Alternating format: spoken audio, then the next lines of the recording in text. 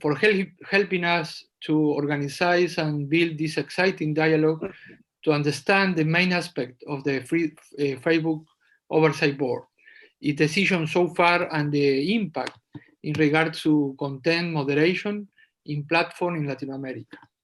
I am very pleased to invite Michael Gifter, President of the Inter-American Dialogue, and Lee Bollinger, President of the Columbia University, to the open remarks. Michael, please. Thank you. The floor is yours. Thank you very much. Good afternoon, everyone. Buenas tardes a todos y a todas. The dialogue is delighted and privileged today to partner with the International Justice Clinic at the University of California, Irvine School of Law, and the Columbia Global Freedom of Expression at Columbia University. And on behalf of the Inter-American Dialogue, I'd like to extend my thanks to our co-sponsors for their partnership. I also want to thank Edison Lanza, who's a non-resident senior fellow with the Peter D. Bell program at the Dialogue, who will be moderating the discussion along with my colleague, Catherine Christie, and of course, our outstanding speakers who will be introduced in due course. Today's conference will be held in both Spanish and English. Simultaneous interpretation for the event is available on our Zoom platform through the interpretation button at the bottom of your screen. The Dialogue's work on freedom of expression is longstanding and stems from our commitment to strengthening human rights and active citizenship throughout the hemisphere. The challenges related to the regulation and moderation of online content and speech are complex and are relevant to all of us. The decision to suspend the account of former President Donald Trump on Facebook and a number of other platforms earlier this year has already had an impact on online speech. The Facebook Oversight Board's decision ordering the platform over the next 6 months to review its decision to indefinitely suspend the account is bound to have far-reaching consequences as well. Today's event will shed light on how the board operates and how this group's decisions are germane to Latin America and the global South. The conversation will also review some of the key challenges that have yet to be clearly defined, including the application of international law standards, the engagement with particularities of local and regional situations where the platform is available, and the composition of the groups and experts who contribute to the board's decisions. We are extremely pleased and honored that Lee Bollinger, Columbia's 19th president, Columbia University's 19th president, has agreed to provide some opening remarks for today's important exchange. President Bollinger, who I haven't met personally but have long admired, is Columbia's first Seth Low Professor of the university, a member of the law school faculty, and one of the nation's preeminent and most widely respected First Amendment scholars. He's the author or co-editor of numerous books on freedom of speech and press, including National Security, Leaks and Freedom of the Press, the Pentagon Papers, 50 Years On, Regardless of Frontiers, Global Freedom of Expression in a Troubled World, and the Free Speech Century. He is also a member of the Pulitzer Prize Board and co-founder of the Knight First Amendment Institute at Columbia University, a center devoted to defending speech and press freedoms in the digital age through litigation, scholarship, and public education. In 2014, he established Columbia Global Freedom of Expression, a project that brings together experts and activists with faculty and students to advance understanding of international norms that protect expression and the free flow of information. President Bollinger, we are very honored to have you with us and very grateful for the university's partnership. Let me turn it over to you. Thank you. Thank you very much, Michael. A statement to read for purposes of translation, making it easier. So I apologize for the formality of this. It really is a great pleasure to be with you, and I know this will be a very thought-provoking and timely discussion of the work of Facebook and Instagram's Oversight Board. I'd like to begin by thanking Catalina Botero for inviting me to this. She recently agreed, I'm happy to say, to join the Columbia Global Freedom of Expression Project as a consultant. Her background as an expert in constitutional law, transitional justice, and access to information has made her an invaluable partner. We couldn't be more delighted to have her working with us and to help us organize an event like this. As Michael said, I established the Columbia Global Freedom of Expression Project in 2014, and the idea was to bring together outside experts together with Columbia faculty and students to advance understanding of international norms that protect expression and the free flow of information. In 7 years, the project has introduced the Global Freedom of Expression Prizes to recognize judicial decisions and legal services that strengthen international free expression around the world. We've launched a new online teaching portal called Freedom of Expression Without Frontiers, and very importantly, started a global database of freedom of expression case law to survey, examine, and compare noteworthy cases and to identify important trends. The project was led by Agnes Calamard beautifully, and of course, she recently joined Amnesty International to serve as Secretary General. The mission of the project aligns perfectly with the goals of discussions like the one you're about to have on the global implications of Facebook's Oversight Board. The board is a novel and so far unique experiment in the field of internet content moderation. It was created and designed to make decisions independently of Facebook and is composed of members with strong professional credentials in their respective fields. It has a mandate to make rulings based on Facebook's own standards and on international human rights law. The work of the board has raised many questions regarding its makeup, its influence, and the results it can deliver. I'd like to mention just some of these as an introduction to the conversation that will follow. 1, should the board to work as Facebook, or does the board constitute a completely new entity, type of entity, that functions mainly as a check on Facebook's discretion to things and to make it more transparent and accountable? 2, what will be the role of the Oversight Board in the creation of global norms about freedom of expression? Who are the stakeholders, partners, and opponents in the evolution of these global? 3, can or should a private body defining the scope of freedom of expression on the internet? Is this the right model on a global scale?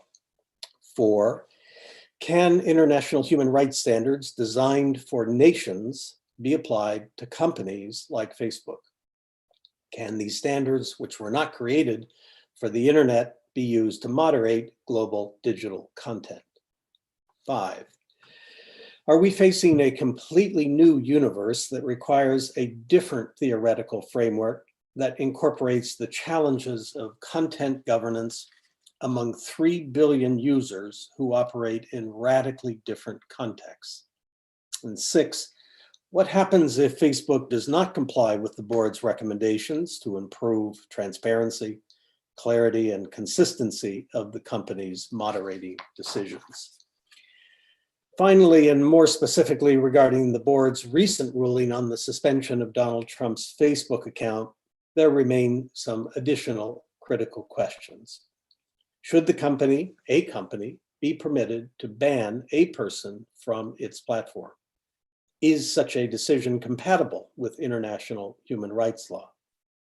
When should the platform apply a newsworthiness allowance in cases involving influential users? 4, how should the strikes and penalties process for restricting profiles, pages, groups, and accounts be managed and explained? How will Facebook respond to the board's call in its ruling for the company to review the platform's design decisions that influence how posts are amplified? And 6, last, what are the broader implications for global freedom of expression? It's not an overstatement to say that how these complex issues play out will have far-reaching consequences for free speech, free press, and free expression in the months and years ahead. I know you're all eagerly anticipating this conversation, as am I. So without further delay, let me turn this over to the moderator and the panelists. Thank you very much. Thank you, Lee and Michael, for these exciting open remarks.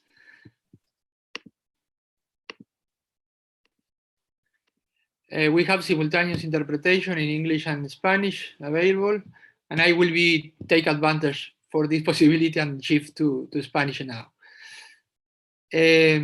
Bueno, buenas tardes. La verdad que es un gusto contar con 4 panelistas de excepción que nos acompañan hoy para abordar los principios rectores, las decisiones y el enfoque regional que puede tener el Oversight Board de Facebook.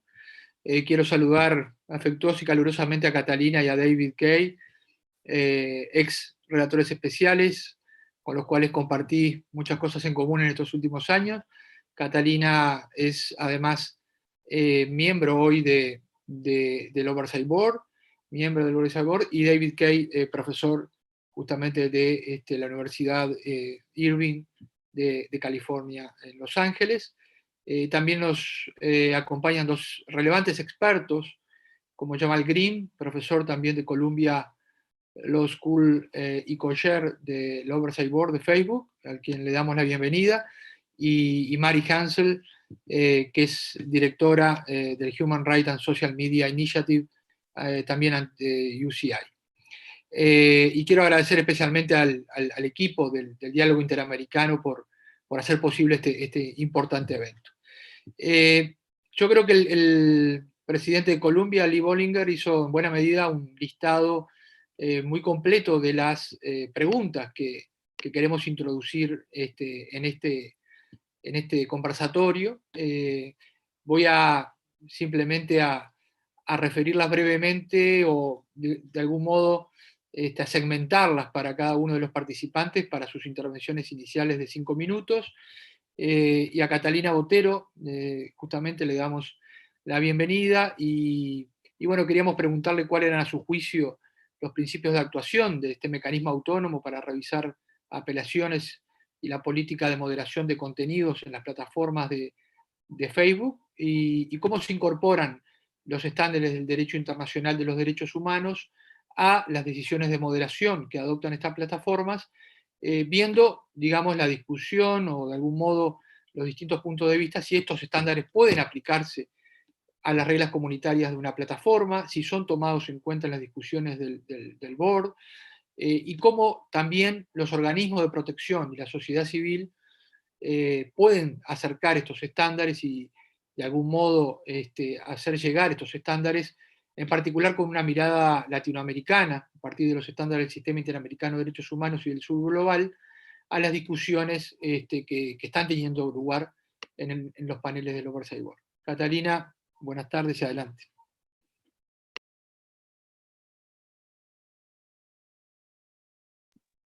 Creo que estás en mute. Ahí está. Buenas tardes, Edison. Quiero empezar agradeciendo a Michael Shifter del Diálogo Interamericano, al presidente Lee Bollinger por sus palabras. Creo que las preguntas que plantea son algunas de las preguntas fundamentales de las que tendremos que hablar en esta conversación. Y por supuesto estoy encantada de estar con mis colegas panelistas esta tarde. La pregunta que me haces es probablemente una de las preguntas más importantes para entender el papel único de este Consejo de Supervisión. Y es cómo aplica el derecho internacional de los derechos humanos para resolver los problemas de moderación de contenidos en Internet. Y ahí hay varias subpreguntas que yo creo que son importantes y que se resuelven de manera distinta en las distintas tradiciones jurídicas. Hay una primera pregunta y es formulada también por el presidente Bollinger. Si un sistema que fue creado para limitar el poder de los estados puede ser trasplantado para limitar el poder de las plataformas. Plataformas usualmente gobernadas por el principio de la autonomía de la voluntad.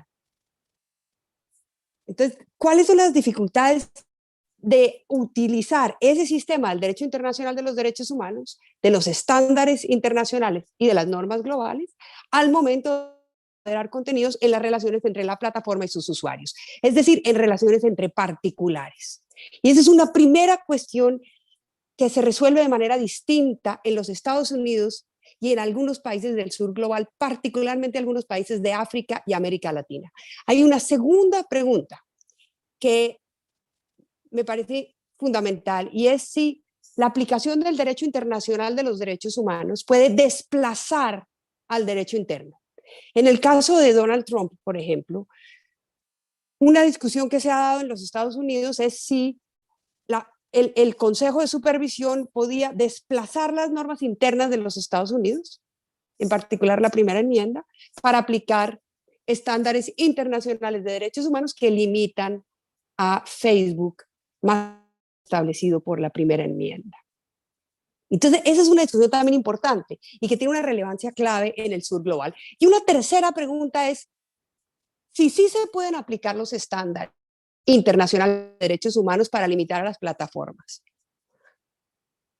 Y si esa aplicación de alguna manera puede desplazar al derecho interno, entonces, ¿quién lo debe hacer? ¿Lo debe hacer un órgano estatal o lo puede hacer una entidad privada como el board? Me quedan 2 minutos para contestar 3 preguntas que creo que son fundamentales, que son las que acabo de formular. Me voy a referir a esas preguntas desde la perspectiva de algunos países de América Latina y África,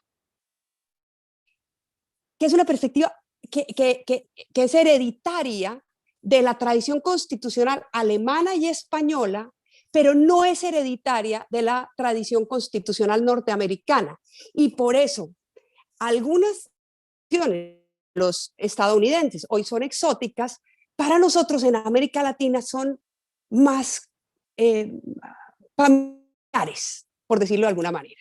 Entonces, el primer punto, se puede aplicar el sistema de derecho internacional de los derechos humanos a las plataformas, y la respuesta desde muchos países de América Latina y algunos países de África, no todos, pero sobre todo algunos países de África subsahariana, es sí.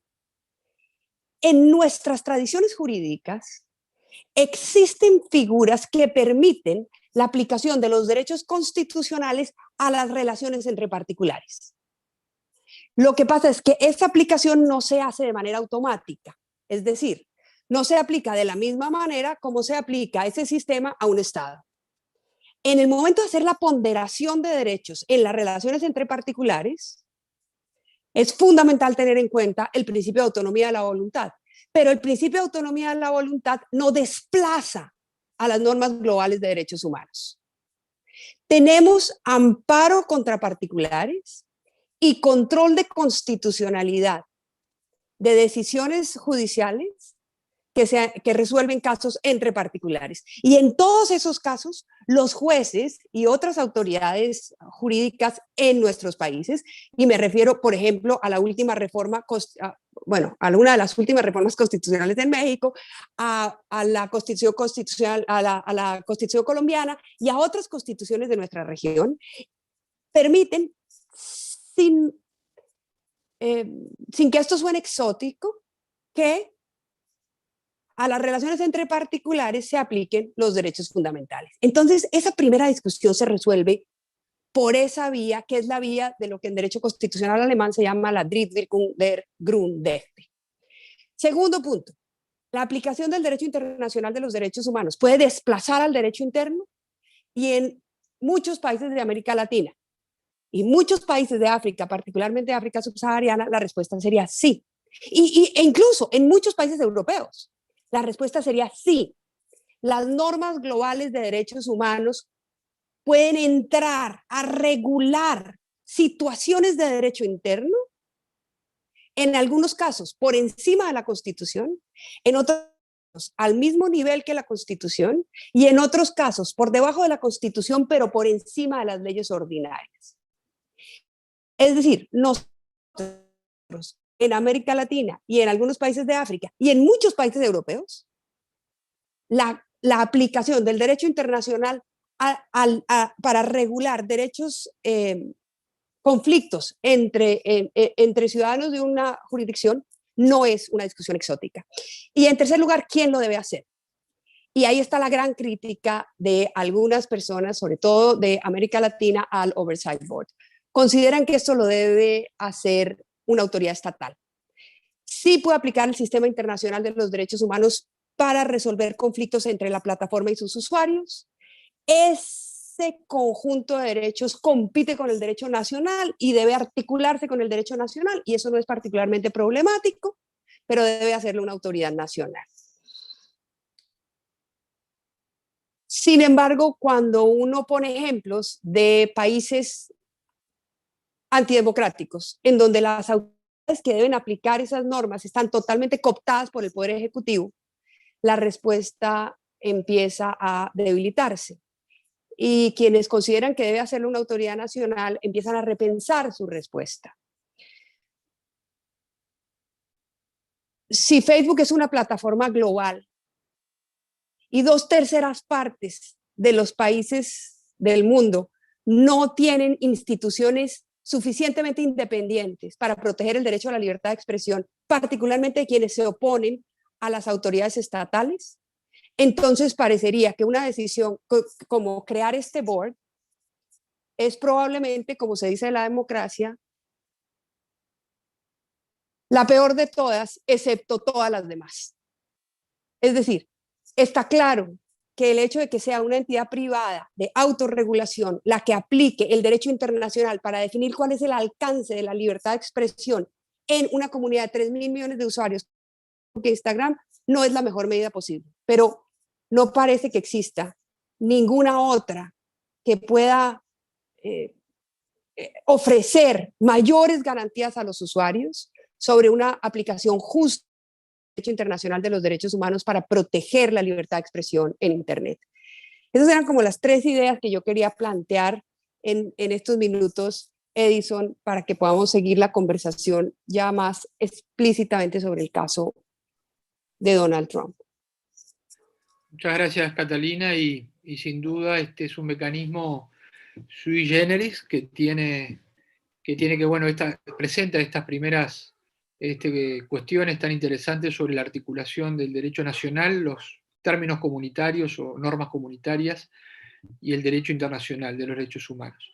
Y parto de esto último para darle la bienvenida a Jamal Greene, invitarlo a participar de este panel, y justamente las preguntas que le hacíamos al preparar esta conferencia tenían que ver con el trabajo inicial del Oversight Board para interpretar su acta de constitución y su rol autónomo de Facebook.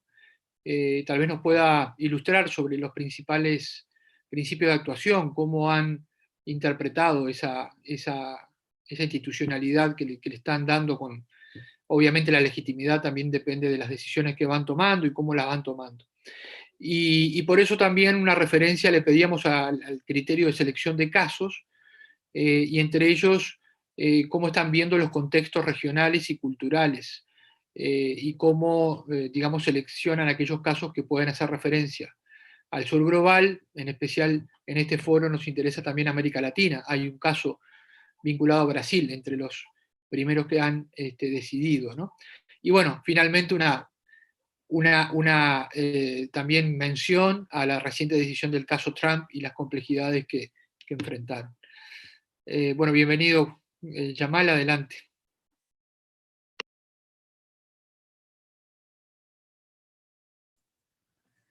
Thank you. I'm very happy to join you all. So there are a few different questions in there, and I will maybe say a little bit about how we make decisions and what the inputs into our decisions are. I want to add a little bit to what Catalina said about the role of international human rights law and how it applies to this context. And I can say a little bit about case selection as well. So let me first just add a little bit to what Catalina said. She's talked about the ways in which there are what she referred to as exotic in the US context, what is known in constitutional law as horizontal effect, the application of constitutional law as between private parties. That's one dimension to the complexity of applying freedom of expression norms in the context of Facebook. But there's another dimension to it that is not, I think, exotic under US law, and is, I think, hasn't been discussed quite as much under international law, which is the distinction between states regulating what you might refer to as primary conduct versus states engaged in, or entities, institutions that are engaged in moderation of a platform. Under American First Amendment law, there's a very well-developed jurisprudence, incoherent but well-developed jurisprudence that we think of as the public forum doctrine, where there's different kinds of forums that so the difference between managing a government space, let's say a school building or an assembly, versus deciding to arrest someone for their speech. Those are very different contexts. And the kinds of things that Facebook does, depending on context, might be arguably closer to public forums or some kind of limited or designated public forum. So there are a few different dimensions to the complexity of applying international human rights law in this context. The other thing I'll mention is, and very relevant to thinking about Latin America and the global South, is that under the most authoritative opinions that we have about international human rights law and its application to freedom of expression, there is no margin of appreciation, as there would be under, for example, European regional human rights law. And so the aim is to construct a global set of standards. Of course, you have to pay attention to what's been said within a particular region. It might be because of the quality of its reasoning, it's worth paying attention to. But in terms of what is actually authoritative under international law, I take the aspiration to be towards universality rather than giving some leeway to particular regions of the world. In terms of the board itself and how it thinks about its casework, we have a case selection committee that decides what cases to accept, and the criteria that the board uses have to do with the importance of the issue, have to do with the impact that the case might have or a decision might have on the broader world, has to do with whether there are particular or particularly interesting policy questions that a case raises. Of course, the board can't take every case, and we only take a very small number of cases, and so we want to maximize the impact of those cases. And so the kinds of questions that we find ourselves asking are questions like, does this implicate some important policy of Facebook? How often does this problem arise? What are the stakes of this decision, either in terms of freedom of expression or in terms of other harms or other potential harms that might be at issue? I wouldn't say there's any special case selection criteria that apply to the global South. The Oversight Board is also a global institution that aims to develop standards that work for the entire world. What I will say is that the board certainly doesn't ignore the global South in ways in which it is ignored in many other contexts. It's a global board. We have many members from the global South, and we've, as you said, we've already taken multiple cases from the global South, including from Latin America. And the board does not choose cases on the basis of how many users there are from a particular region or how influential those users are. We take cases based on their stakes for freedom of expression and for human rights law. I'll stop there for now. We can get back into, if you wish, I'm happy to get back into details about particular cases or other issues, but I don't want to use too much of my time at the start.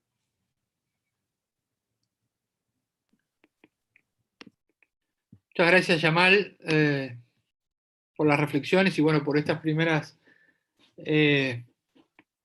digamos, definiciones sobre el funcionamiento del board, el criterio de selección de casos, y bueno, y cómo están también mirando, me quedo con esta última pregunta, de que más que la cantidad o el lugar es qué está en juego en cada decisión que toman y la posibilidad de generar, bueno, un conjunto de estándares con aspiración de globalidad. Así que, bueno, muchas gracias por esa intervención. Quiero darle la palabra a David Kaye, y en su caso, como ex relator sobre libertad de opinión y expresión de Naciones Unidas, recuerdo que fue uno de los principales impulsores de la creación de mecanismos o consejos de revisión autónomos, independientes, para la moderación de contenidos en plataformas digitales. Y en ese sentido, el Oversight Board de Facebook puede considerarse un avance en relación a esas recomendaciones que bueno, en declaraciones conjuntas y en informes de Naciones Unidas se hicieron, y cómo puede incorporar las discusiones multi-stakeholder, digamos, que también proponen este tipo de mecanismo, ¿no?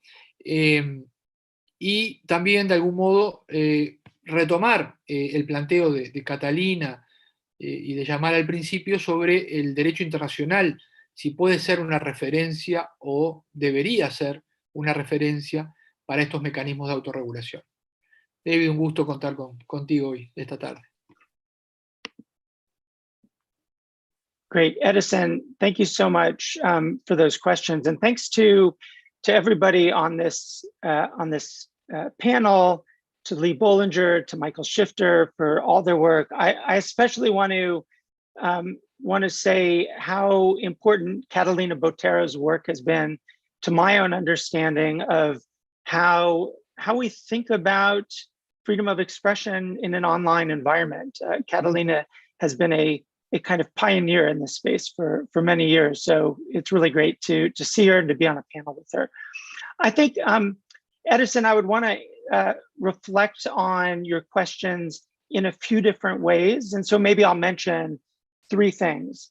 And I want to start by saying that I do believe that the Oversight Board is a real innovation with a real opportunity to shape not only the models for content oversight worldwide and across the industry, but also I think it has the potential, mainly because of the quality of the first set of panelists, of the so-called, they're not judges, but the panelists on the Oversight Board, which I think has really raised the quality of the discourse. And we see that in the early decisions by the Oversight Board, which is what we see, I think, is a very careful reasoning around very difficult questions of freedom of expression online. Now, we don't have a huge number of cases yet, but I think that the early signs, from my perspective, particularly the wrestling with questions of human rights law as applied by a company in the online environment, are extremely important. But with that kind of overview, I think there are 3 things that I'll be looking for over, I would say, over the coming years as the Oversight Board develops. The first is, the Oversight Board is a remarkably resource-intensive project, and I think everybody would agree on that. It costs a lot of money, and it requires quite a bit of high-profile involvement, both in terms of the staff and the panelists. And one concern I have about that is that it creates a model of oversight that is available only to a company like Facebook, maybe also to a company like Google, but really no other company could afford to do what Facebook has done. And so in that respect, my concern would be that the Oversight Board, as a structural matter, in a way sucks all the oxygen out of what I think, frankly, would be a more important approach, which would be a cross-industry approach to these kinds of ideas, to this kind of assessment of content and freedom of expression on the platforms. Now, that's not per se a criticism of the Oversight Board, but it is an open question about how the industry as a whole and government in the position of legislating and regulating can think about whether the model that's been created here is something that can be generalized and replicated across the industry. So that's one, I guess I would say, structural question. A second is, and this is something that I'd be looking to over the next few years, is how does the Oversight Board actually have an impact on the development of public law, right? So this is a private institution creating or perhaps evaluating public norms for a private company, and yet it's doing so using the tools and I would say the rhetoric, although I was a rhetoric major in college, I don't use rhetoric in a negative sense here, the rhetoric of a court, right?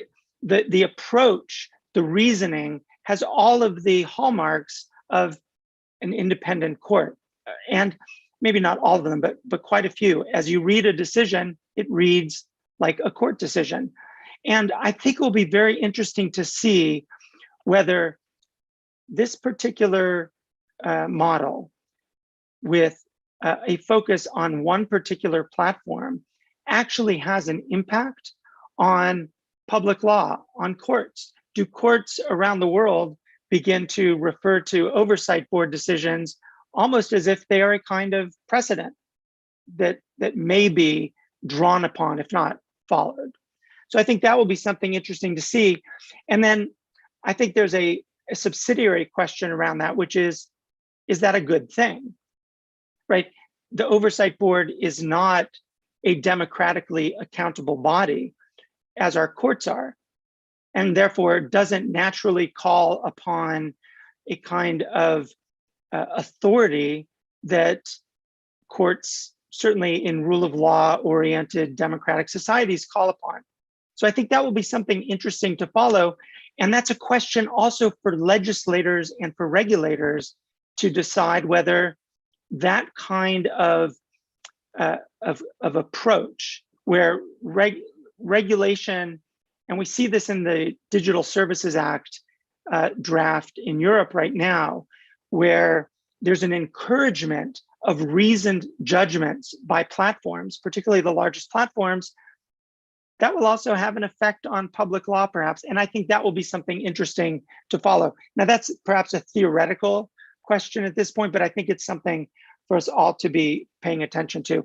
I would just conclude by saying that I think one of the real innovations here, and an innovation that I hope extends across the industry, is the careful use of human rights law to evaluate the companies, that is Facebook's content rules and specific content decisions. I think the early signs, from my perspective, are that the Oversight Board is taking that role very seriously. And what I would like to see more of, I think, is that kind of approach extended across the industry. I'm just not sure what those models are. And then to answer very specifically, Edison, your question about the place of multi-stakeholder processes right now, my concern is that the overarching and kind of public attention to the Oversight Board is detracting from those efforts to create some kind of multi-stakeholder approach. That said, I think the model that's been created has highlighted some very interesting and important approaches that, again, I hope will be embraced by others as well. I'll stop there. Thank you. Thank you, David. Realmente, como siempre, removedor la reflexión de las reflexiones de David. Y sobre todo que nos diste vuelta la perspectiva. ¿Cómo puede el Oversight Board impactar en el derecho nacional, en el derecho internacional, en los tribunales? Algo que bueno, que no habíamos tenido en cuenta en esta primera ronda de preguntas. Quiero también invitar a hacer uso de la palabra a Mary Hansel, directora de la Clínica Internacional de Derecho Internacional y Justicia Internacional de la Universidad de California, de Irvine School of Law, y también en su calidad, digamos, de directora del proyecto sobre derechos humanos y redes sociales en el mundo online. Queríamos preguntarle, bueno, ¿cuáles son los principales desafíos en materia de garantías de debido proceso para personas que posiblemente o eventualmente se vean afectadas por decisiones de las plataformas, observan en el desarrollo de este mecanismo en este primer año, ¿no? Y bueno, ¿y qué comentarios nos puede ofrecer en relación a algunas de las primeras decisiones que sabemos que viene dándole seguimiento desde su clínica? Mary, adelante y un gusto también recibirte. Thank you very much. And thanks for including me in this very important panel. So I was asked to weigh in regarding suggestions for improvement that we've identified with respect to the board. So I think my opening statement is going to be a little more granular, but I definitely echo everything David said on the macro level. So first off, I want to say that I think the board, regardless of what may have motivated the company to create it, is a very important experiment and a really remarkable step in the direction of human rights accountability for businesses. I have hope that it will serve as a model, not just for other social media companies, but also other types of businesses in terms of its engagement with human rights. So any suggestions for improvement are in the spirit of wanting to maximize its potential as a human rights body, and ensure that Facebook's and the board's commitments to human rights, are more than just lip service. So my suggestions for improvement are based on the UN Guiding Principles on Business and Human Rights, which is a soft law instrument that sets forth the responsibilities of businesses with respect to international human rights. Facebook's new human rights policy actually states that the company is committed to following these principles. So my first suggestion is that the board needs to formally adopt international human rights standards as its governing law and enshrine this adoption in its governing documents. The guiding principle number 31 describes effectiveness criteria for grievance mechanisms, such as the board. One of these criteria is that outcomes of such mechanisms need to be compatible with human rights. And I don't see how the board can ensure that its decisions are rights compatible and satisfy this criterion without directly applying human rights standards. And I've been thrilled to see that the board has done just that. The board bifurcates its decisions into a decision based on Facebook's policies and a decision based on human rights standards. And the board has authority to do so based on its charter, which makes clear that the primary duty of the board is to review Facebook's decisions to see if they're consistent with Facebook's policies, and then adds, sort of as an afterthought, as I read it, that the board is to merely pay particular attention to the impact of content removals in light of human rights norms for free expression. So the way this provision is worded gives a lot of discretion to the members as to whether or not to apply human rights. And currently we have 20 board members who have decided to do just that, which is great. But the board is still missing 20 members. It's supposed to have 40 in full. And members, of course, have finite terms. So will subsequent board members decide to apply human rights too? I think this is a really important question. And the application of human rights law by the board should not depend on the backgrounds and preferences of its members. I think it needs to be expressly required by the governing documents. Also, notably, the board has yet to decide a case in which it comes to two conflicting decisions. So one that's based on Facebook's policies and the other on human rights standards. This seems like an inevitability that there's going to be a conflict, given that two civil society organizations, BSR and Article 19, have done analyses on how Facebook's policies are somewhat out of whack with human rights standards. So under the charter as it stands, it seems like the decision based on Facebook's policies would trump the human rights decisions, no pun intended, which is a problem because, you know, pursuant to Guiding Principle 31, we don't want the board to be making orders that are not, that might be inconsistent with human rights. So for these reasons, I think the charter needs to be amended to provide that international human rights law is the governing law. So that's my main suggestion for improvement. I just feel like the application of human rights law is too important to leave to such a broad discretion. So I don't want to use too much time. My additional suggestions are that it would be great if the board could increase stakeholder engagement, although it's really made great strides in this regard over the past few months. And I would like to see it enhance the board's global representations. So as it decides on the remaining 20 members and subsequent members, I think it needs to better represent Facebook's user base. I understand that the company is based in the US, of course, but only about 10% of its user base is here. And there is a disproportionate number of board members from the US as opposed to other countries, particularly India, where the user base is much larger. So I think this will be important for the board to step into its role of being a truly global body.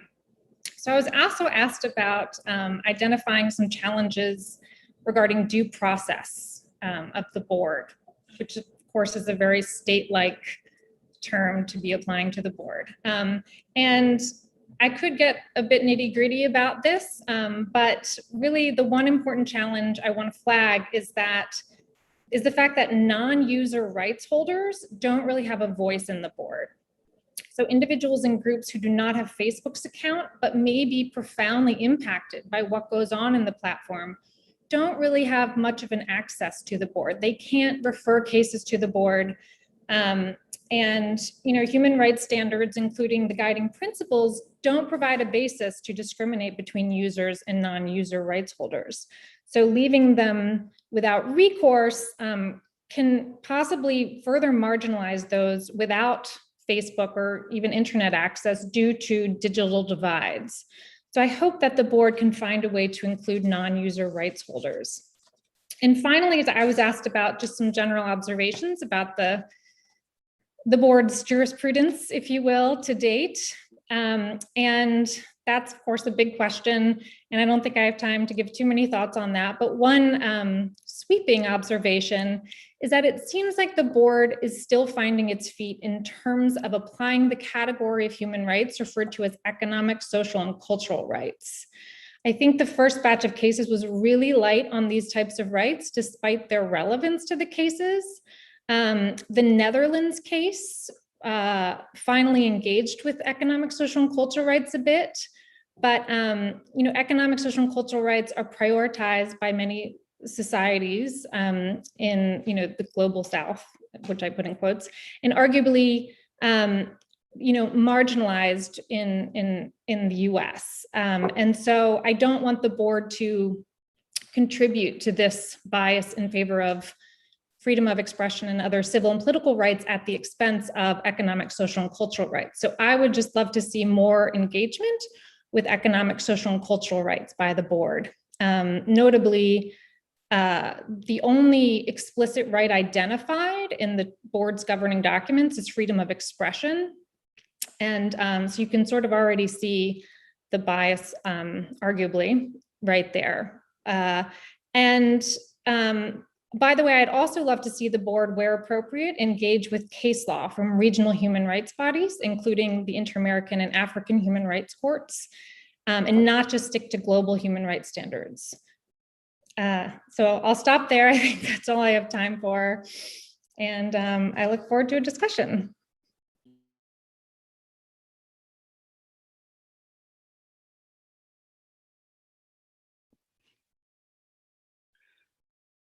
Bueno, muchas gracias, Mary, y también a todos los panelistas por acotar la intervención al tiempo que habíamos previsto. Yo voy a mencionar y agradecer también especialmente a las organizaciones de la sociedad civil que invitamos a hacernos llegar sus reflexiones y preguntas. Quiero destacar a la organización, al Centro para la Libertad de Expresión de Argentina, Carisma de Colombia, a Access Now que es hemisférica, a Fundamedios de Ecuador y también con sede en Washington, Observacom, una organización también regional, Derechos Digitales de Chile, ADC de Argentina y R3D de México, que son organizaciones expertas en la protección de la libertad de expresión en el ambiente online, en la esfera online, y que lamentablemente por el tiempo no podemos hacerles participar directamente con sus preguntas, pero sí voy a hacer un resumen de algunas de sus reflexiones y preocupaciones que nos hicieron llegar en conversación y que luego de este meeting, la semana que viene, luego de este evento, vamos a tener una reunión con todas ellas, con todas estas organizaciones para de algún modo tener una aproximación y una respuesta también con participación de la sociedad civil. A ver, en línea general, la sociedad civil de la región lo plantea digamos, la emergencia o la puesta en práctica de este board como un mecanismo de autorregulación positivo que tiene potencial, como ustedes lo mencionaban, para limitar el poder de las empresas en la moderación o el impacto en la libertad de expresión. Eso lo destaco porque, bueno, en general ha sido la tónica, ¿no? Luego hay una preocupación general con la transparencia de las plataformas en las distintas herramientas que utilizan para moderar contenidos. Esto es priorización, automatización, algoritmos, decisiones basadas en revisión humana, por decirlo de alguna manera. Incluso UNESCO, que es también socio tradicional de todos nosotros, está planteando una serie de principios para la transparencia en la industria, ¿no? que la industria adopte una serie de principios rectores, una iniciativa que recientemente ha presentado. Entonces, algunas decisiones del board,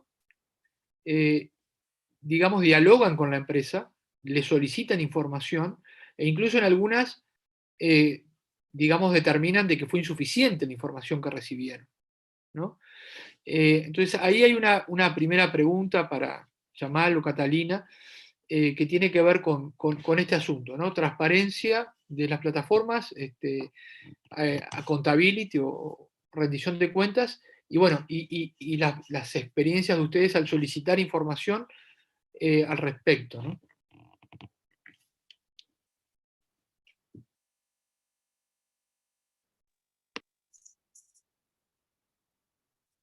¿Puedo contestar algo antes de que intervenga Jamal? Quisiera hacer 4 comentarios cortos sobre las intervenciones anteriores y contesto sobre la transparencia y la accountability. En primer lugar, quiero decir que estoy completamente de acuerdo con todo lo que dijo Mari. Y le agradezco mucho todas sus propuestas para mejorar nuestro trabajo. Y en particular estoy de acuerdo con la imposibilidad de que quienes no sean usuarios de la plataforma puedan de alguna manera hacer oír su voz. Y por eso es fundamental trabajar en mecanismos para que ese universo pueda acceder al board de alguna manera. Frente a un comentario que hizo Jamal, que me parece fundamental, sobre la relación entre las normas globales, universales, y el derecho regional. Nosotros hasta ahora hemos aplicado el derecho universal, hemos aplicado el derecho internacional de los derechos humanos, que surge de los estándares universales. Solamente en 2 casos nos hemos referido a decisiones regionales, pero simplemente como una mera referencia. casi un obiter dictum, prescindible. Esperamos que en la medida en que vayamos trabajando, veamos cómo se puede ir incorporando el derecho regional, pero nunca para disminuir el nivel de protección, que ese es el gran dilema que tenemos. La incorporación del derecho regional podría ser eventualmente para aumentar el nivel de protección de la libertad de expresión. Y eso es algo que vamos a tener que ir haciendo caso a caso, construyendo esta red de doctrina que el board está llamado a construir. En cuanto a una crítica de David, no al board, pero sí a la idea de que el board pueda quitarle oxígeno a otras alternativas. Y yo estoy de acuerdo con esa crítica. Y yo creo que nuestro trabajo tiene que ser, primero, de ninguna manera intentar monopolizar la moderación de contenidos en toda la industria. Eso me parece un error. Suficientemente concentrada está hoy la industria para que además concentremos la moderación de contenidos. Esto tiene que ser uno de muchos modelos que surjan de las distintas iniciativas. Y creo que nosotros tenemos que apoyar la creación de otros modelos, participar en procesos de deliberación para que otras plataformas y otros sectores puedan diseñar otros modelos que sean menos costosos, pero que a nosotros también nos servirían. Nosotros necesitamos con quién hablar.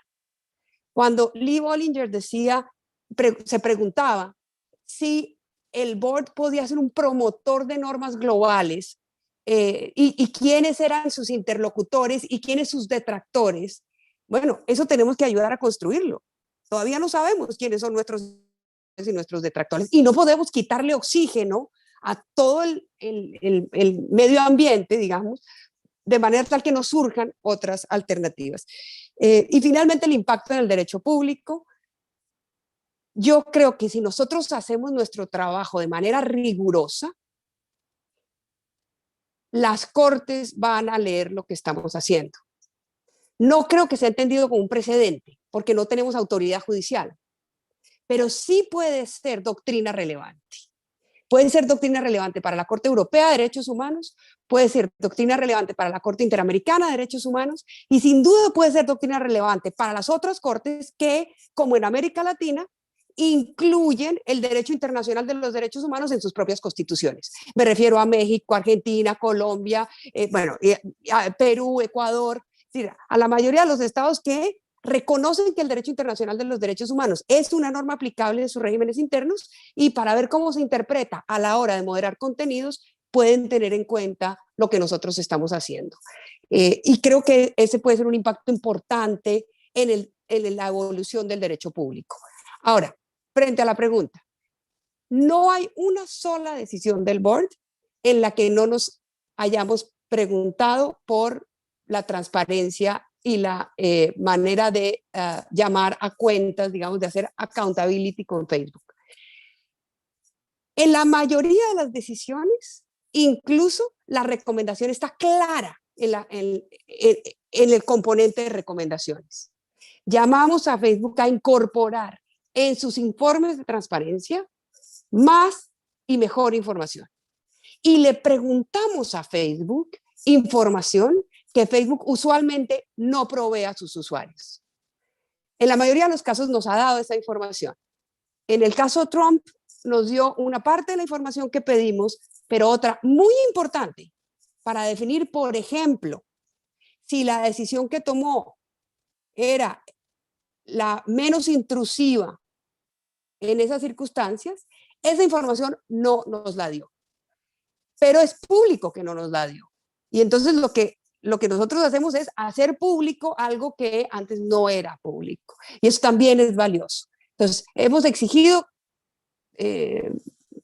digamos, a través de las recomendaciones de política, que no son vinculantes, pero que son una manera de llamar la atención, que Facebook mejore sus mecanismos de transparencia y creo que hemos aportado al debate elementos para hacer más accountable a Facebook.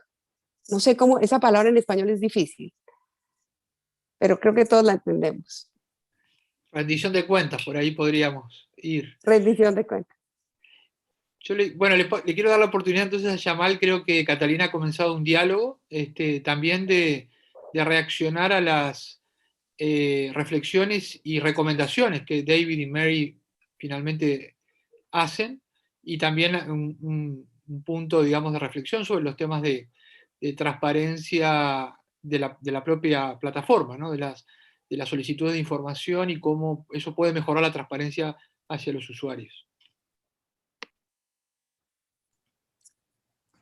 Thank you. So I will say a couple of things that relate to this question of transparency. David talked about ways in which the board is or is not like a court.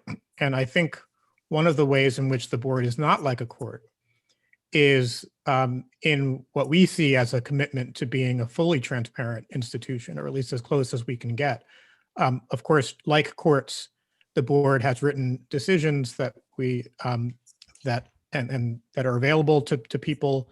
But in addition to that, Catalina and I are on panels like this in ways that are less likely to happen with courts about their own processes and decision making. We do think it's important to engage in outreach and engagement, and Mary's point is very well taken as to the need to do more of that. But talking to stakeholders, getting their ideas, making sure that we are well informed, and not just by our own law clerks or something, but well informed by people outside of the institution is a very important part of how the board understands itself and its work. So the board itself, I would like to think, is committed to transparency. But I think the question goes deeper than that into the transparency of Facebook itself. And I think that that's in a lot of ways the most important function the board serves, is to force transparency by the company. There can be lots of disagreement about exactly how much content Facebook should leave on the platform or take off of the platform. And those questions are difficult because they're inherently difficult, and because the various questions around what the right source of law is and how to apply that source of law and how to translate it into the private context, these are all very difficult questions. But I think we can all agree that in lots of different ways, Facebook should be more transparent than it has been. And a lot of the board's decisions have pointed in that direction. So, for example, there are often internal implementation standards that Facebook has that are not revealed to users, but are the basis for decisions. We've urged Facebook to reveal more of that. The Trump decision included a recommendation to make Facebook's strikes and penalties policies more transparent to users so that they know. I can't tell you how many cases there are where a user says, for some reason, we were put in Facebook jail and we don't know why or what we did or how many times we did it or anything. The newsworthiness exception, also discussed in the Trump decision, how it's applied, how often it's applied. One of the things that Facebook revealed to the board in that decision was that that exception was not applied to the Trump account. I think that probably took a lot of people by surprise. Those things shouldn't be that surprising. Now, of course, there are reasons why the company wants to not be entirely transparent, and some of those reasons are legitimate reasons having to do with the ways in which people can game the system if they're aware of exactly what the rules are, because there are malicious actors out there who use the platform in various ways. But striking that balance and making transparent the need to strike that balance is a big part of what the board has been doing, and that I think the board should continue to do.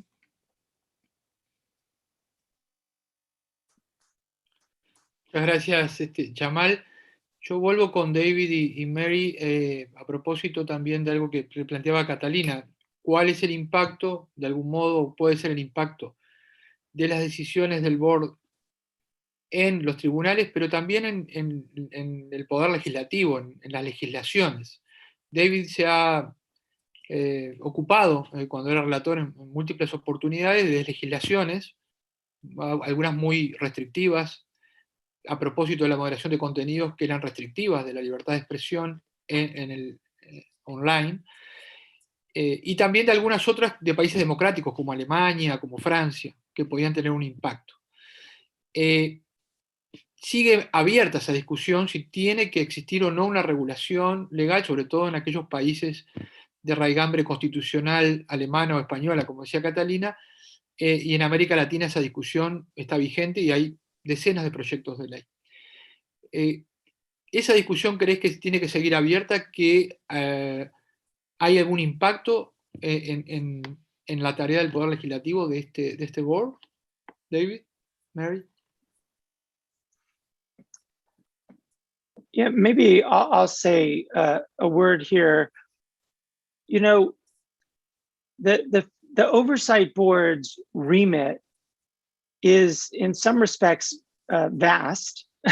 I mean, it deals with all sorts of content and quite a wide range of decisions that might be evaluated.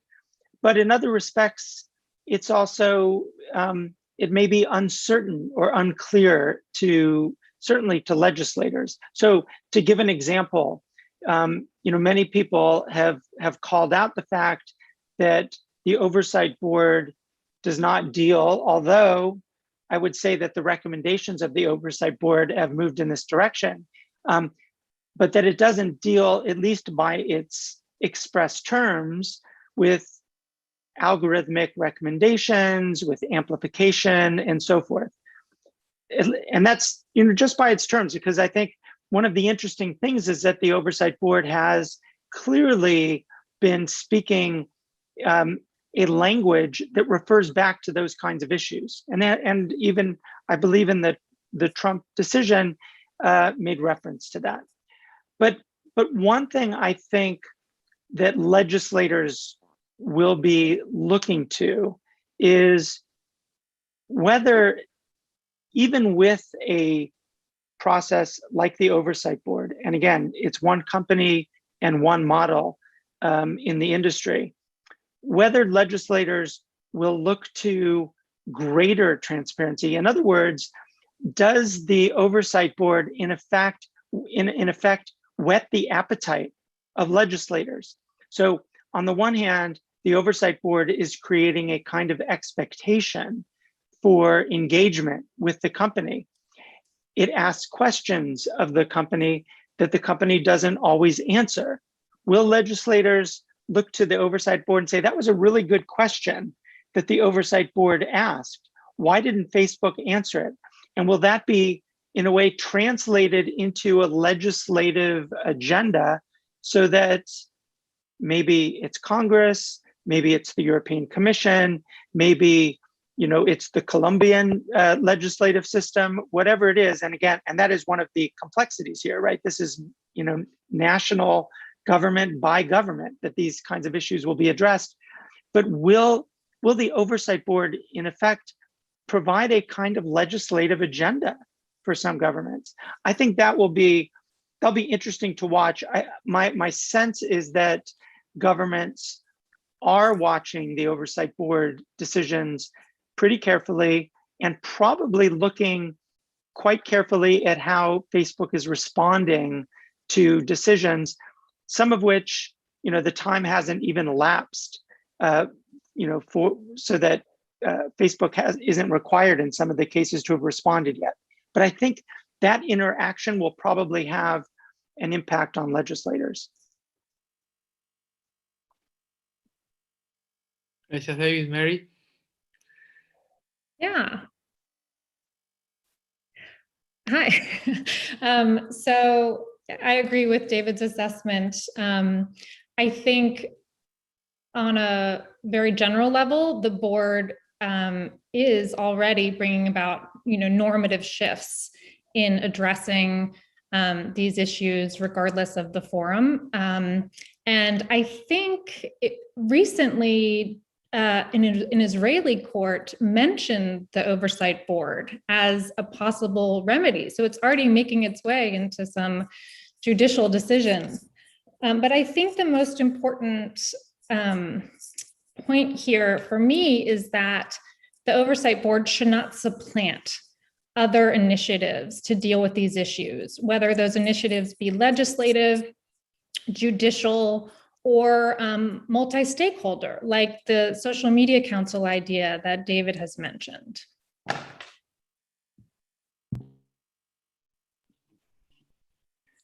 Perfecto, muchas gracias.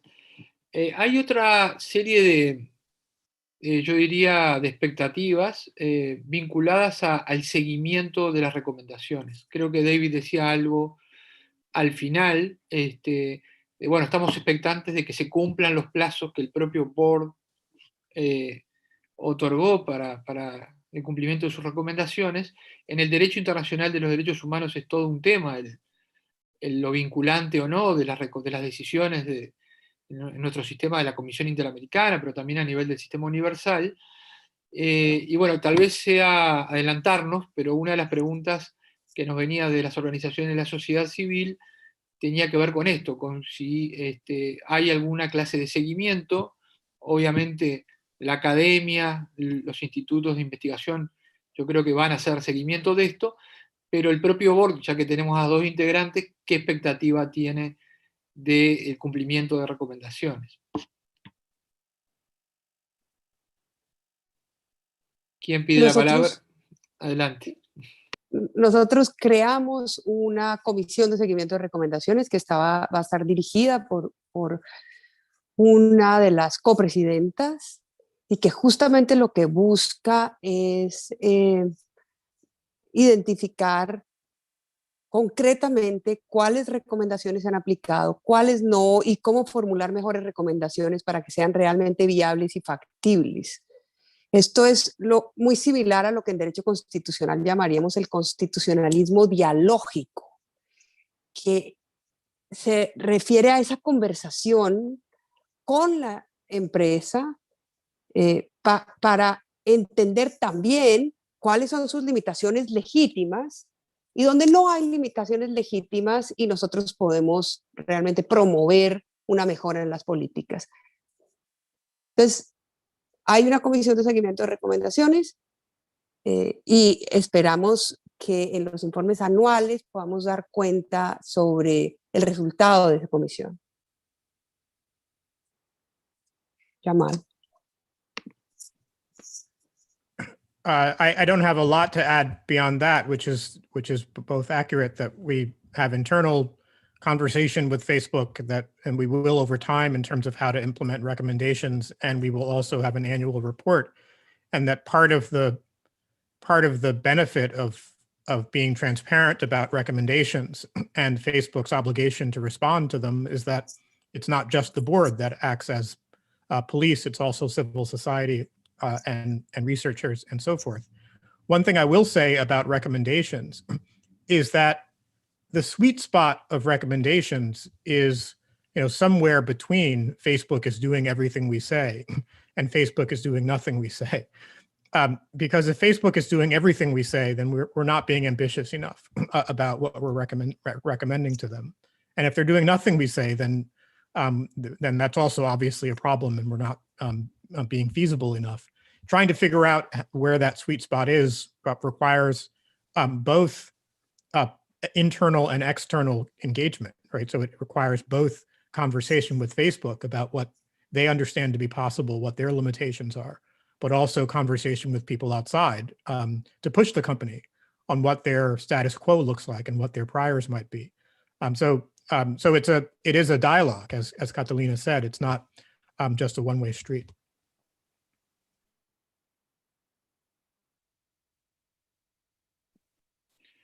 Bien, bien interesante. No sé si Mary, sobre este punto que tiene una especie de observatorio sobre el funcionamiento de las decisiones, quería agregar algo.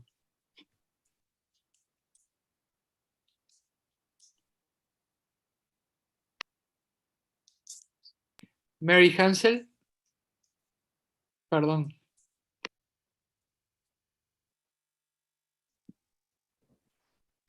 Sure. I think what's really interesting in terms of Facebook's compliance with the decisions of the board is this tension between the board's remit and Facebook's business model. What happens when the board gives advice, either binding or not, and it conflicts with not just, you know, Facebook's convenience or technological capabilities, but it's binding fiduciary duties to maximize profits for its shareholders. Like, what's going to happen then? Will the board be satisfied if Facebook comes back and says, we're not going to do this because we're legally bound to maximize profits and this is going to undermine profits? Like, I find that tension really fascinating. So I would just add that.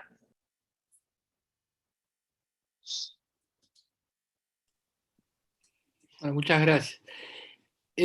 La siguiente pregunta, yo creo que ustedes han adelantado y tiene que ver también con las expectativas, pero bueno, viene de varias organizaciones de la región y tiene que ver con algunos elementos que impactan en la coyuntura de decisiones de moderación de contenidos de la plataforma. En particular ha surgido a propósito de la protesta social y de, bueno, cómo puede el board abordar estas cuestiones que tienen que ver, por ejemplo, con la invisibilidad de la represión de la protesta o de imágenes de protesta por distintas decisiones que están teniendo lugar en un momento social muy importante.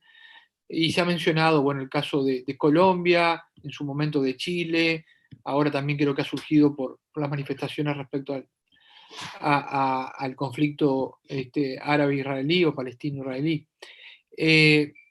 Entonces, bueno, traslado esa pregunta porque me viene de varias organizaciones de la sociedad civil, aunque, bueno, tal vez ahí tenga que ver con los criterios de selección y no actuar sobre el momento, y tal vez más adelante sea elegido este tema, pero bueno, tal vez una respuesta en ese sentido. Y luego le voy a pasar a David, que acabo de ver que tenía también una pregunta adicional, ¿no?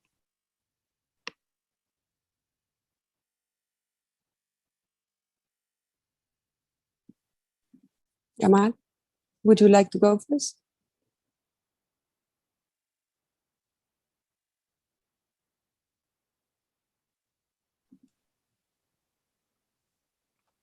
I couldn't tell if someone, am I on or is David on?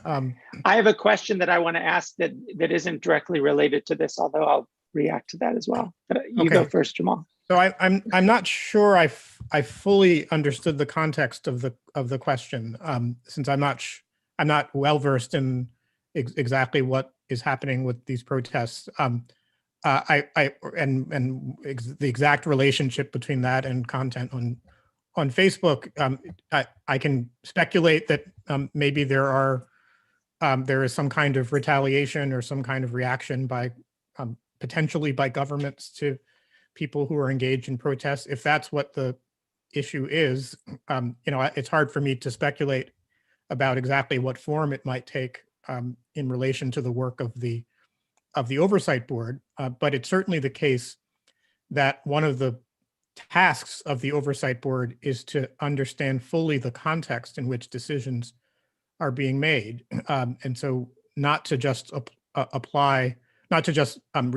mechanistically or mechanically to what is happening on a platform, but also try to understand the context. So if, for example, rules are being, the rules of the platform are being manipulated by a government in order to silence opposition, that context is of course relevant to whether the right decision is being made by the company. So I'm not sure if that's fully responsive to the question, but I think that's about what I can say at this moment. Déjame añadir algo a lo que Jamal acaba de decir. En Colombia en este momento se están produciendo protestas por todo el país que han recibido una reacción muy desproporcionada por parte de la fuerza pública.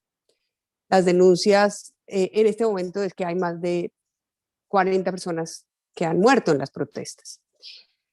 Y una de las preocupaciones de las personas que están protestando es que las plataformas den de baja sus contenidos porque están reportando actos de violencia. Y Lo que yo podría decir a eso sin tener que pronunciarme sobre el caso específico, porque podría llegar eventualmente al board, es que el derecho internacional de los derechos humanos distingue entre un contenido que muestra actos de violencia para denunciar esos actos de violencia y un contenido que muestra actos de violencia para premiar, apoyar, impulsar esos actos de violencia. Y eso está recogido en los estándares comunitarios, pero sobre todo está recogido en los informes de David Kaye sobre moderación de contenidos y la manera como hay que aplicar el test tripartito para hacer moderación de contenidos en el plan de Rabat del Derecho Internacional de los Derechos Humanos y en las decisiones del Oversight Board. Entonces, no es simplemente un contenido violento per se lo que la plataforma va a mirar. Como decía Jamal, va a mirar el contexto y las reglas del Derecho Internacional de los Derechos Humanos que regulan ese contenido. Gracias, Catalina. Creo que contestaron, sí, me refería a esa pregunta, a ese contexto, y obviamente no hay un caso. Cuando, bueno, llegue un caso se verá la resolución, pero este marco conceptual creo que es muy útil y muy interesante conocerlo y para las organizaciones tenerlo presente. David, tenías allí una pregunta que había dejado colgada. So I'm finding this conversation very interesting, and this most recent conversation kind of came up while I had a question in my head. So I wanted to ask Catalina and Jamal this question, at least maybe to ask you how this works on the Oversight Board. So there's two ways in which context can be relevant to your decisions, right? So one is local context, which sometimes can be very, very difficult to figure out, right? How do you get to, you know, the context that's involved as you evaluate, say, whether a particular kind of hateful speech constitutes incitement? How do you get to the most local levels? And I wonder if you could talk a little bit about that. What are the sources that you look to? I know that the Oversight Board has a staff that has access to experts, to expertise, but I wonder if you could talk about that a little bit, because that seems to be, you know, one of the difficulties, you know, whether we're talking about the Oversight Board or we're talking about a multi-stakeholder initiative, how do you get that real context? The other context question that I think is really kind of an important one is, how does the context of the online environment affect the way you make these decisions? So in other words, when we think about something like incitement to violence in an offline or a traditional context, you know, both as a matter of, you know, First Amendment law or human rights law, you think in a very rigorous way about the relationship between the speaker and the audience. And I wonder how you think about that in the context of online space, where sometimes the audience, you know, it's not like an individual rabble rouser is, you know, kind of arousing a crowd standing in front of her or him, but maybe rousing up unknown members of an audience. Maybe that person's account is in some kind of communication with other accounts that aren't even evident from the outside. And so those are just two different kinds of contexts, which I think people would be, I'm interested in understanding how you address those things. Should I go first, Catalina? Or Yes, Jamal. Yes, okay, please. so two points, and then Catalina can tell me where I'm wrong. So one is on acquiring local knowledge.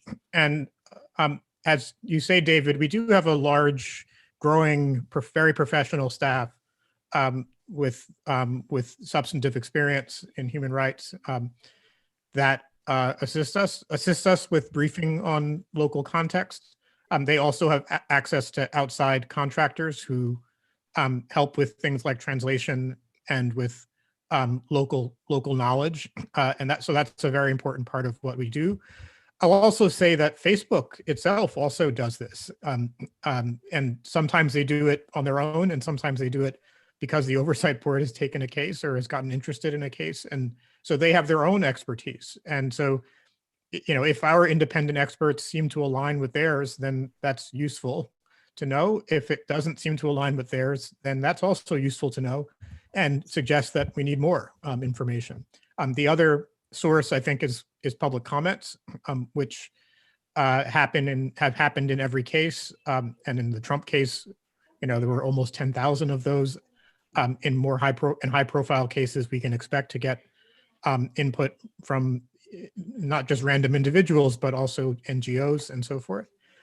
Your question about the online environment, I think really, as you know, gets right to the heart of what the board does, and is not really something I think we can answer well in the abstract. But I'll say there are a couple of aspects to the question. One is as to a particular user and what that particular user's reach might be. And there, within, you know, you use the example of incitement. With an incitement case, you know, one of the things that you're interested in is what is the likelihood of harm, and that's always going to be a difficult question to answer because it's a prediction, right? But well, it's not always a prediction. So right? Sometimes it's something in the past, but it's often going to be a prediction. And certainly the questions like how many followers does someone have, what are the ways in which this content is being amplified, are going to be very important questions to applying those standards to an individual. But there's in some ways another aspect to the question that is also, I think, quite difficult, which is if Facebook decides to implement rules that are based on its own predictions about the likelihood that a certain kind of content, a certain category of content is going to lead to harm. How do we evaluate those rules from the perspective of international human rights norms, which are used to being applied in the context of specific application of rules rather than the rules themselves? And I think all I'll say is I think this is just a really difficult question that we are working through intellectually ourselves.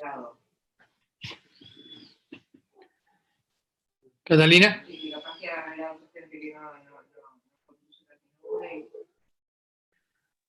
Sí, añadiría solamente dos cosas. La primera, que además de que tenemos un equipo en la administración realmente es extraordinario, de que Facebook ha estado haciendo cada vez más esfuerzos para respondernos mejor. Hay una diferencia entre las respuestas de Facebook iniciales sobre el contexto y las últimas. Y creo que eso hay que reconocer a la compañía. Ha hecho un esfuerzo por explicar mucho mejor su decisión, la razón de su decisión y el contexto. Los comentarios son cada vez más nutridos y yo diría que cada vez más sustantivos, y adicionalmente tenemos una lista de expertos en la que probablemente están las 15 organizaciones que Edison mencionó, a las que alguna vez seguramente les preguntaremos, porque en esa lista no solamente hay organizaciones globales, sino también hay organizaciones regionales que trabajan, o muy locales, que trabajan en los distintos contextos. Y para nosotros el contexto es absolutamente indispensable. Entonces, hemos hecho esfuerzos muy importantes para entender el contexto en el que el contenido circula. Frente a la segunda pregunta, yo estoy de acuerdo con Jamal, es uno de los grandes desafíos del Consejo y se suma a los desafíos que tienen que ver con la moderación de contenidos a escala de una información que es prácticamente inabarcable. Es decir, entendemos la diferencia de moderar contenidos offline y moderar contenidos online. Hasta ahora hemos aplicado principios que nos permiten moderar contenidos online, pero que han sido desarrollados para moderar contenidos offline, y los hemos adaptado a la moderación de contenidos a escala. Gracias, entre otras cosas, al trabajo que las distintas relatorías y órganos de derechos humanos han hecho. Pero sabemos que ese es uno de los grandes desafíos, que no podemos hacer esa traducción simultánea como si fuera lo mismo el contenido online y offline y su impacto en la vida real al contenido online y su impacto en la vida real. Bueno, muy bien, muchas gracias. Se nos ha ido volando el tiempo. Estamos en 4:30 de Washington, que es la hora que habíamos previsto para culminar, así que yo creo que ha sido apasionante este primer encuentro y este intercambio. Les agradecemos muchísimo desde el diálogo interamericano, pero también desde Columbia University, que ha sido nuestro socio, y también UCI, en esta idea de acercar al Oversight Board, a sus decisiones, a su constituency, al mundo de América Latina. Y bueno, quedamos, creo que para una segunda oportunidad. Esperemos cuando empiecen a haber más novedades también del seguimiento de los casos y como decía también Catalina, de este diálogo dialógico que tienen con la propia empresa, con los tribunales, con los organismos internacionales de protección de derechos humanos. Así que hemos colmado, creo que, las expectativas y bueno, agradecerles infinitamente el tiempo y despedirlos en nombre de la comunidad de América Latina y agradecerles por este espacio. No sé si quieren hacer una ronda final. Creo que la audiencia todavía está aquí presente, así que podemos escucharlos y los dejo despedirse y bueno, y darnos un poco una perspectiva de futuro. Gracias, Edison. Yo quisiera decir una cosa que me parece importante, que es invitar a las organizaciones de América Latina y del Sur Global a que participen en el board, a que hagan comentarios en el board. Hay una cosa que quisiera mencionar. En los debates que se produjeron en los Estados Unidos a raíz de la decisión de Trump, en uno de ellos, un muy importante profesor de Derecho Constitucional en Estados Unidos dijo lo siguiente, dijo, no entiendo por qué hay que limitar la autonomía de una empresa. Si una empresa como Facebook quiere prohibir la desnudez adulta y que no haya pezones femeninos, pues no pasa nada, porque la gente tiene la posibilidad de ir a Internet y ver esas imágenes a través de otros medios. Entonces estamos en un libre mercado en donde Facebook es simplemente una empresa. Si esa empresa toma una decisión, el usuario puede reaccionar buscando otras alternativas. Mary dijo una cosa que es fundamental. Este board necesita una perspectiva global. A ese importante académico de los Estados Unidos, a quien yo respeto mucho, no se le ocurrió que resulta que en la mayor parte de África, Facebook equivale a Internet, que la figura del cero rating hace que cuando una persona navega a través de Facebook y no le cobran en su plan de datos de su teléfono esa navegación, simplemente no sale de Facebook, nunca entra a otras páginas de Internet. Lo que no está en Facebook no existe. Lo que no puede comunicar a través de Facebook no existe. Entonces Facebook se convierte en Internet. Facebook tiene una posición monopólica en el mercado. Facebook es un vehículo a través del cual necesariamente la gente necesita para poderse comunicar.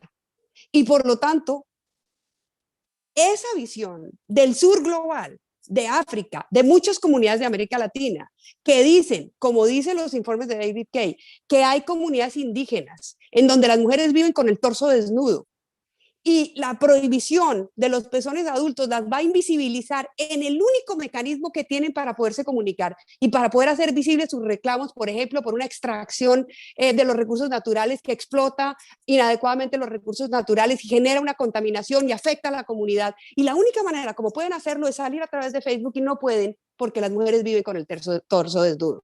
Entonces necesitamos perspectivas globales para decirles a quienes no conocen esa otra realidad, que Facebook es mucho más que una compañía más de Internet para el norte global. Y por eso es fundamental que las organizaciones del sur global y particularmente las organizaciones de América Latina intervengan más, cuestionen al board, lean las decisiones, nos digan si lo estamos haciendo mal, para no perder nunca la perspectiva de esos usuarios que están subrepresentados. Perdón por el speech, pero era la oportunidad para Perfecto. mandar Ahora el mensaje. Jamal tiene sus 5 minutos finales. Well, I won't take 5 minutes. I will just amplify something that Catalina just said about letting the board know when it's wrong. That is a very important, when we talk about engagement, it's not just let's show up and be congratulated. It's tell us what we can do better. Tell the decisions we make. Part of the reason why we talk about not just what the majority thought, but also what the minority thought in opinions is because the opinions are part of dialogue, right? They're part of global dialogue around these issues. They don't settle questions, they raise them. And they may settle a particular case on Facebook, right? But we are very eager to be part of a larger conversation about some really difficult problems. And the problems are not difficult because we're obtuse. They're difficult because they're difficult and they're complicated. So we invite engagement, and that includes both praise. We like praise, but we also like criticism. So keep at it.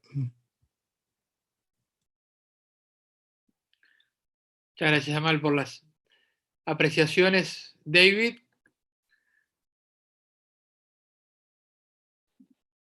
Oh, I want to keep this very short and to thank you, Edison, for moderating. You are our content moderator today, so thanks for all of that, and thanks to everybody for all of their insights.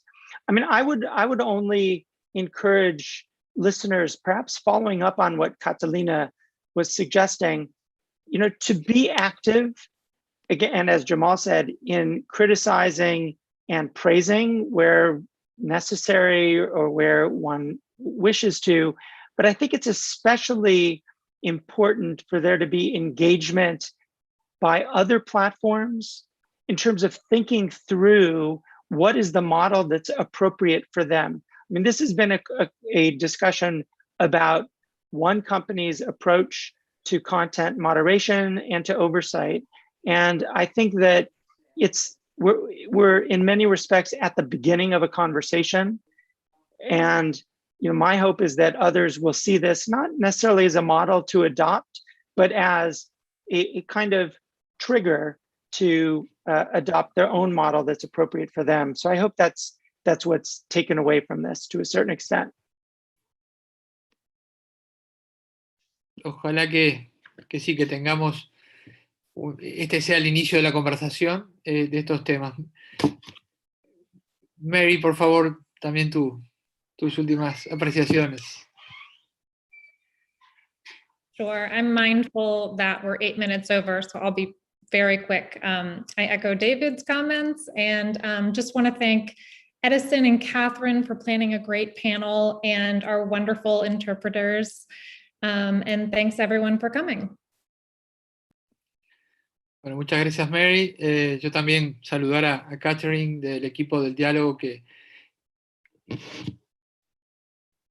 hemos coordinado durante estos días este panel, y en nombre también de la sociedad civil de América Latina, agradecerles el tiempo, el espacio, y bueno, y vamos a tratar desde el diálogo de ser también una plataforma para que esta conversación continúe.